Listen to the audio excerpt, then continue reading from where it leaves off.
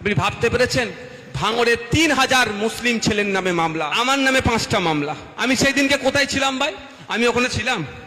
বরঞ্চ আমি মানুষকে ফোন করে করে লাউড স্পিকারে দিয়ে বলাচ্ছিলাম, এই সন্দেহ ঝগড়া ঝামেলায় কেউ চলাবে না, এটা চক্রান্ত। তারপরেও মামলা কেন? আরে আন্দোলনটা কার বিরুদ্ধে হয়েছিল?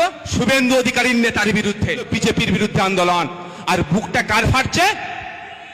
দিদির বুকটা ফাটছে, তৃণমূলের ফাটছে। কারণটা কি? আমি আশা করেছিলাম, বিশ্বাস করুন, যে পশ্চিমবাংলার সমস্ত যারা বিজেপি বিরোধী শক্তি আছে, মমতা ব্যানার্জি ডাক দেবে, ডাক দিয়ে একসাথে ওয়াকাফের বিরুদ্ধে আন্দোলন করবে।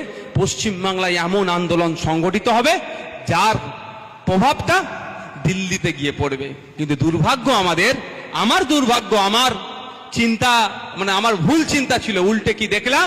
পশ্চিমবাংলায় আমরা যারা আন্দোলন করছি, আমাদের বিরুদ্ধে মিথ্যা মামলা দিয়ে আন্দোলনকে কিভাবে আটকানো যায় তার সর্বোচ্চ চেষ্টা করছে। তো কেন পশ্চিমবাংলায় আটকাচ্ছে? পশ্চিমবাংলায় যত বড় বড় আন্দোলন হবে, দিল্লির মানুষরা সাহস পাবে। পশ্চিমবাংলায় আন্দোলন হবে, উত্তরপ্রদেশের মানুষরা সাহস পাবে। পশ্চিমবাংলায় আন্দোলন হবে, উড়িষ্যার মানুষরা সাহস পাবে। পশ্চিমবাংলায় আন্দোলন হবে, আসামের মানুষরা সাহস পাবে। পশ্চিমবাংলায় আন্দোলন হবে, মহারাষ্ট্রের মানুষ সাহস পাবে। পশ্চিমবাংলায় আন্দোলন হবে, সারা ভারতবর্ষের মানুষ সাহস পাবে।